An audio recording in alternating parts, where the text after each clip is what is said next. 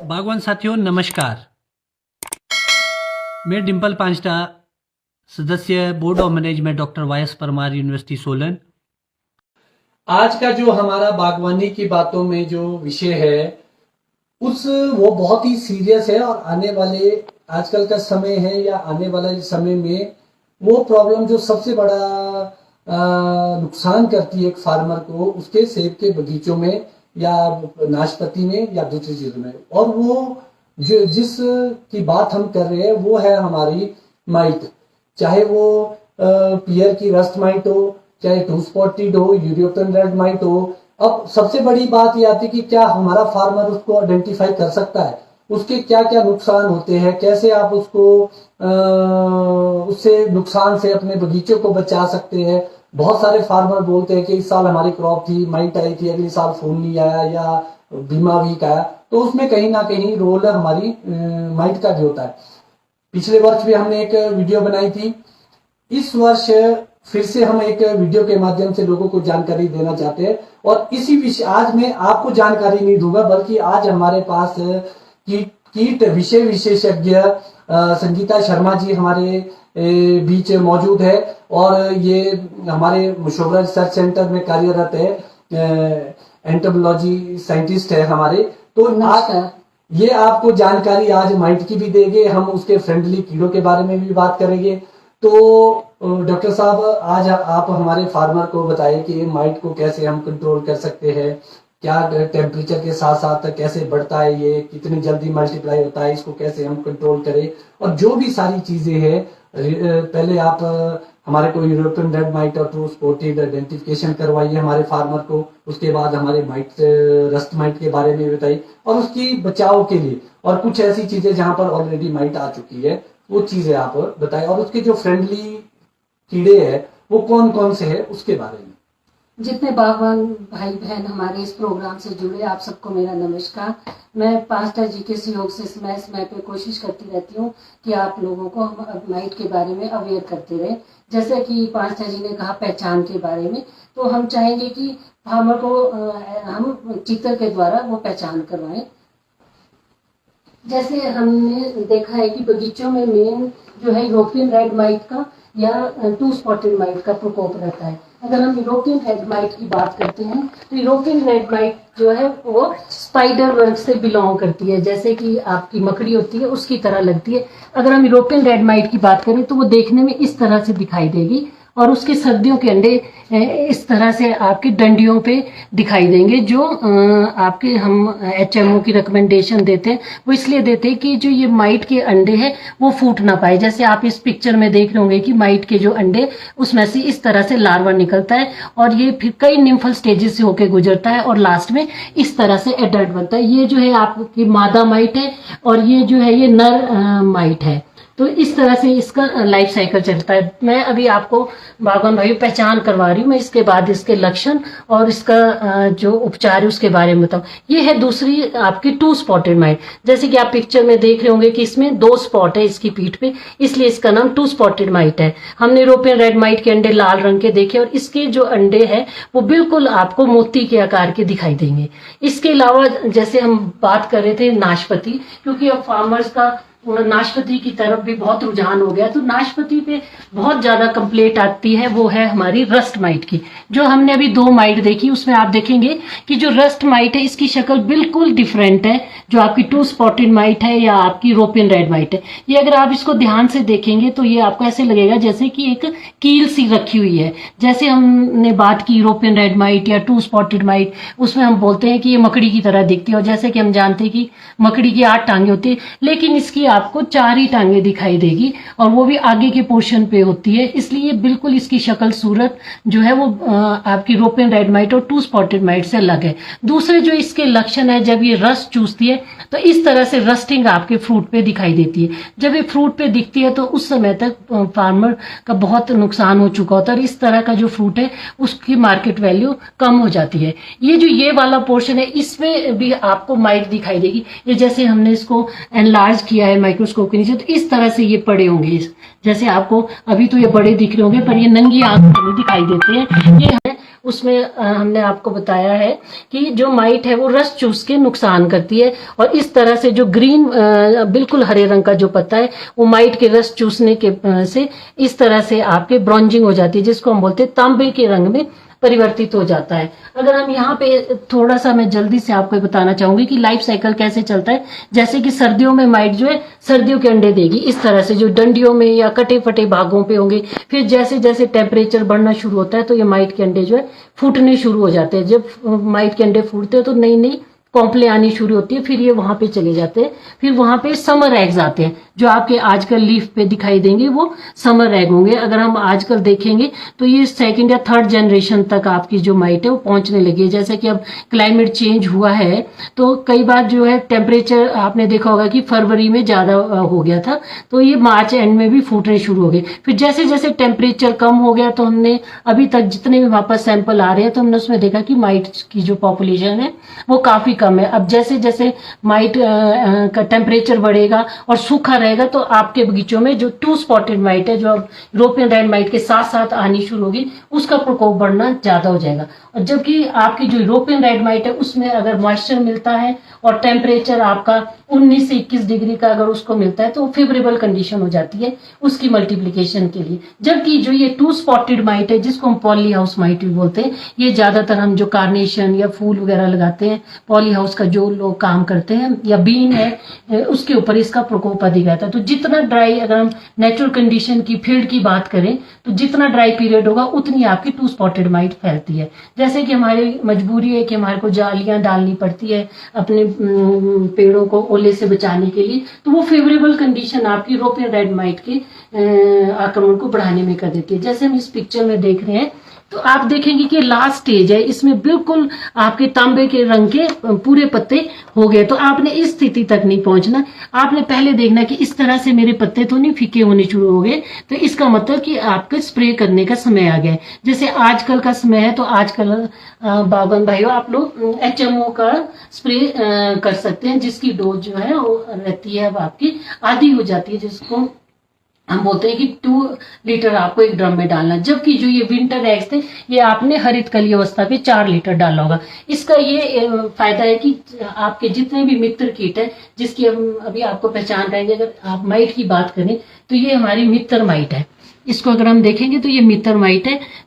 तो अगर आप HMO का स्प्रे करते हैं तो ये इनके लिए सेफ रहता है और मित्र माइट को कोई नुकसान नहीं होता।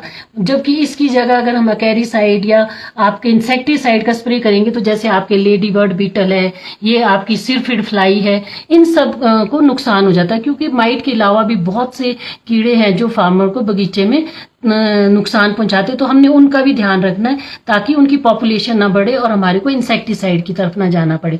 इसके अलावा कुछ प्रीडेटरी थ्रिप्स होते हैं जो आप ये देख पा रहे होंगे, तो ये भी आपके फायदेमंद कीट है। कुछ एक ग्रीन लेस विंग बोलते हैं हम, उसका लार्वा ये आपके एफिड वगैरह उनको चट कर जाता है। इसके अलावा एंथोकोरिड बग है जो इस तरह से काले रंग का, ये सीजन में थोड़ा लेट आता है पर ये भी एक बहुत ही अच्छा किसानों के लिए मित्र कीट है जो माइट की जनसंख्या को कंट्रोल करने में बड़ा फायदेमंद साबित होता है। अगर हम जैसे पियर रस्ट माइट है जिसका बहुत अधिक प्रकोप हो रहा है, तो हम इसके लिए कोशिश करते हैं कि जो आपका पेटल फॉल है, जो पियर का पेटल फॉल की मैं बात कर रही हूँ, उस समय अगर आप HMO या फिर कोई अकेरीसाइड का इस्तेमाल करें तो हम कोशिश करते हैं कि ये फ्रूट पे जाने से पहले आपको इसको कंट्रोल कर पाए।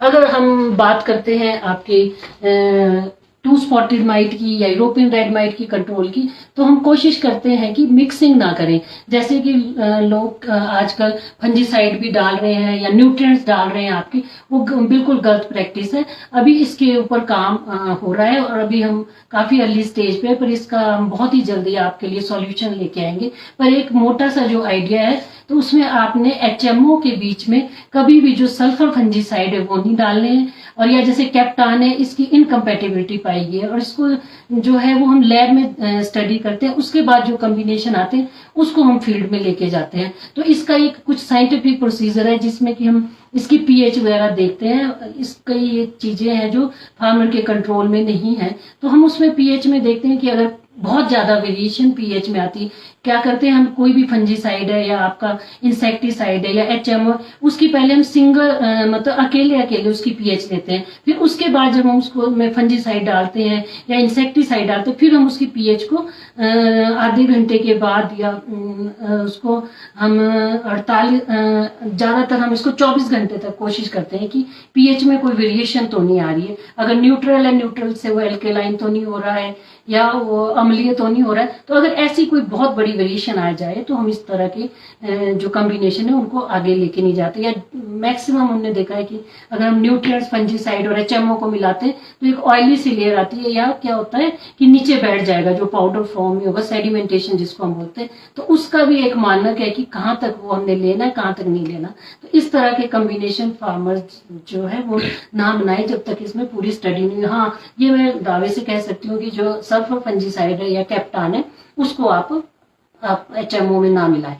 फिर फार्मर्स के कई बार ये भी क्वेश्चन होते हैं कि हम फंजीसाइड कब मिलाएं और कब हम एचएमओ और उसके बीच कितना समय दें, गैप दें। तो कम से कम अगर आपके फंजीसाइड का टाइम हो रहा है तो, और आपकी जो पॉपुलेशन है माइट की वो इकोनॉमिक थ्रेशोल्ड लेवल से नीचे है, तो आप पहले फंजीसाइड पे जा सकते हैं और एचएमओ का स्प्रे करने में और फंजीसाइड का स्प्रे करने में कम से कम 10 दिन का गैप जरूर दें, नहीं तो टॉक्सिसिटी आने के चांस रहते हैं।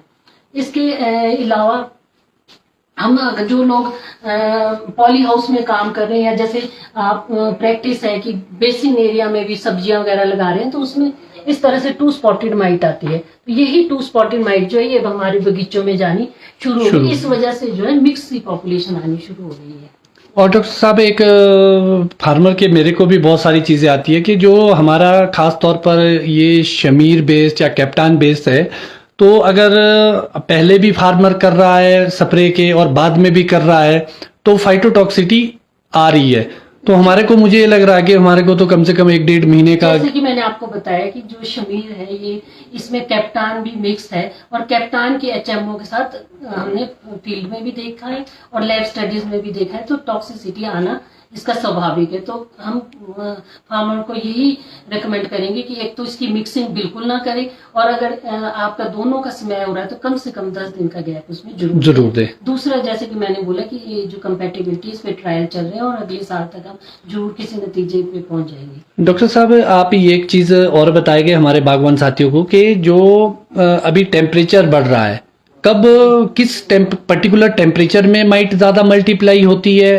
या थोड़े उसकी कंट्रोल मिलता है? जैसे कि मैंने आपको, अगर हम यूरोपियन रेड माइट की बात करते हैं तो यूरोपियन रेड माइट को मैंने अभी आपसे डिस्कस किया कि अगर आपका 19 से 21 डिग्री टेम्परेचर है, जो एवरेज हम टेम्परेचर लेते हैं, तो उसमें उसके मल्टीप्लाई होने के चांस बहुत ज्यादा है। साथ में यूरोपियन रेड माइट में ह्यूमिडिटी, जिसको हम आर्द्रता बोलते हैं, वो भी होनी बड़ी जरूरी है, जो कि हमें बरसातों में मिलती है।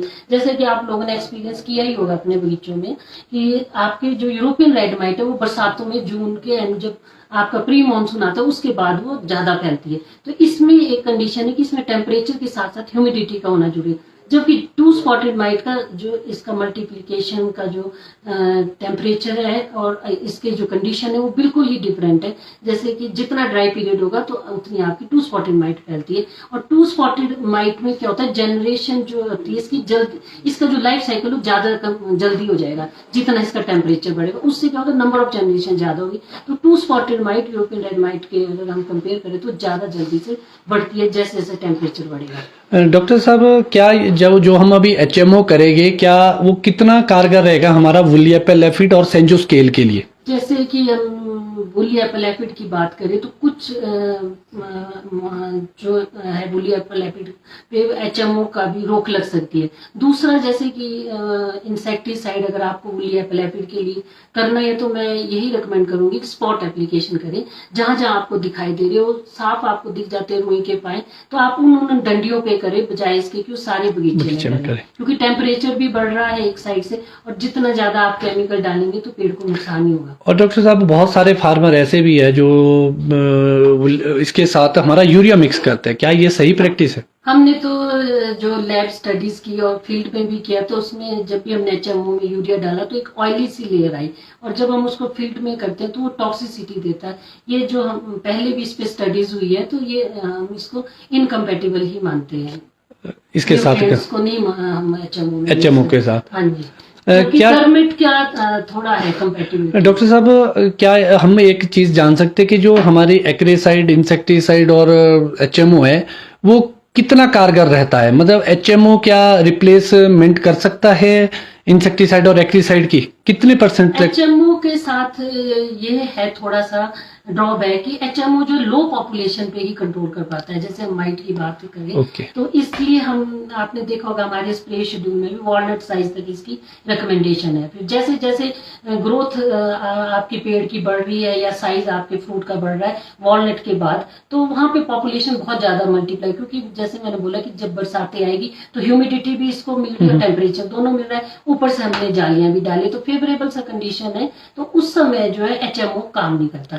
एचएमओ अर्ली स्टेज पे एक पत्ते पे 10 से 12 तक माइट है तब तक वो काम करेगा, अगर उससे ज्यादा मल्टीप्लाई हो जाएगी तब हमारे पास। अभी डॉक्टर साहब जो भी एक और दो भी नहीं है, मुझे लगता है कि आजकल का समय बहुत उपयुक्त हो चुका है, क्योंकि बारिश के बाद अभी ह्यूमिडिटी कंडीशन बन रही है, तो हम शायद आसानी से इसको एचएमओ से कंट्रोल कर सकते हैं।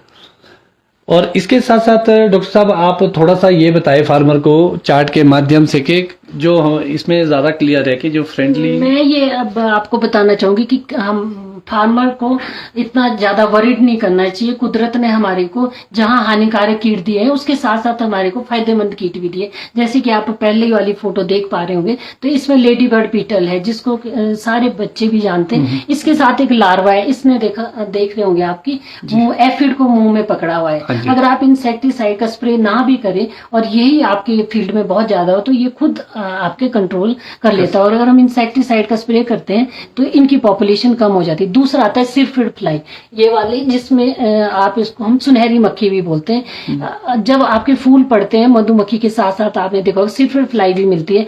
इसमें डिफरेंस ये है कि इसका जो पेट है वो चपटा होगा और ये बड़ी एक जगह खड़े रह के घूमती है। ये भी हमारी मित्र माइट है। एक ये क्राइसोपा बोलते हैं हम इसको, ग्रीन लेस विंग है, ये भी शाम को लाइट के पास आता है, ये भी हमारा मित्र कीट है। इसके अलावा एक एंथोकोरिड बग है, ये माइट को कंट्रोल करने में बड़ा ही फायदेमंद साबित होता है। ये भी हमारा मित्र कीट है। जैसे कि हमने ये देखा कि ये आपकी प्रीडेटरी माइट है, जो नुकसान करने वाली माइट है उसको खाती है। जब इसने यूरोपियन, अगर ये आपको दिख रहा होगा तो ये थोड़ी सी लाल रंग की, इसका मतलब इसने यूरोपियन रेड माइट को पे फीड किया है। ये वाला जो ऊपर वाली आप फोटो देख रहे हैं ये वुली एप्पल एफिड की है, जिसको हम बोलते हैं पैरासाइट। तो ये क्या करता है, इसके जो एफिड है उसके पेट में ये अंडे देता है और इसकी पॉपुलेशन अंदर चलती है। जब इसका एडल्ट निकलता है तो इसका पेट फाड़ के बाहर निकलता है और वुली एप्पल एफिड इस तरह से काले रंग का, और उसमें से छोटे छोटे एग्जिट होल आपको दिखाई देंगे। तो ये भी कंप्लीट कंट्रोल करता है। इसके अलावा जैसे हम देखते हैं कि जिसके लिए हमें लांटो करते हैं, थ्रिप्स आपने सुना होगा, उसको कंट्रोल करने के लिए भी प्रीडेटर थ्रिप होती है। अभी मैंने एक आपको लाल रंग की दिखाई, ये वाली जो ऊपर है ये काले रंग की है जिसमें आप व्हाइट और ब्लैक कलर के बैंड देख सकते हैं। तो ये हमारी मित्र माइट है और इसके बारे में फार्मर्स को कई बार पता नहीं होता और वो स्प्रे कर देता है, जिससे कि इनकी पॉपुलेशन कम हो जाती है। अगर हम कम से कम स्प्रे करेंगे तो इनकी पॉपुलेशन आपके बगीचे में बहुत ज्यादा बढ़ जाएगी और खुद वो कंट्रोल कर लेगा और कम से कम आपको केमिकल फ्यूचर में स्प्रे करना पड़ेगा। जैसा कि बागवान साथियों आपको एक कंप्लीट जानकारी मिली है, आपको वुलिया फीड की भी मिली है और आपके माइट की, रस्ट माइट की, यूरोपियन रेड माइट की, टू स्पॉटेड रेड माइट की। तो बागवान साथियों हमें हमेशा ध्यान रखना होगा कि जो भी हमारे विषय विशेषज्ञ हैं, साइंटिस्ट हैं नॉन यूनिवर्सिटी में, तो वो कहीं ना कहीं हमारे ही लिए काम करते हैं और जरूरत है कि वो हमारे को वो जानकारियां नहीं होती है। आपकी जानकारी के लिए मैं बता दूं, एक पैकेज एंड प्रैक्टिस की बुक जो नॉन यूनिवर्सिटी भी उपलब्ध करवाती है, आप शुद्ध हिंदी में होती है, वो हर फार्मर उसको ले सकता है।